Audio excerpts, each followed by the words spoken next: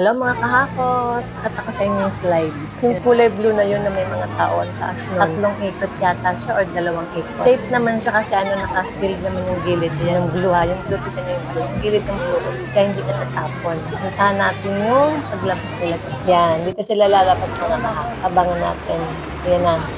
Ooh! Sarap mag-slide. Yung babagsakan mo, siya 6 feet. 5.5 to 6 feet. Maraming pools dito. May mga choices ka. Sa mga kids din, marami din. Ito pa isa.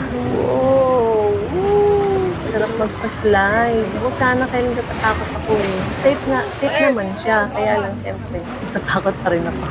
Yung slide niya, dalawang klase lang. Isang mataas and then isang tamang taas. And then may wave pool din sila. Tapos yung wave pool nila is medyo maliit. Compare mo sa 9 waves. Malaking pool yung 9 waves. Kaya lang sa 9 waves, walang ganitong double na ikot na slides. Ito pa isa.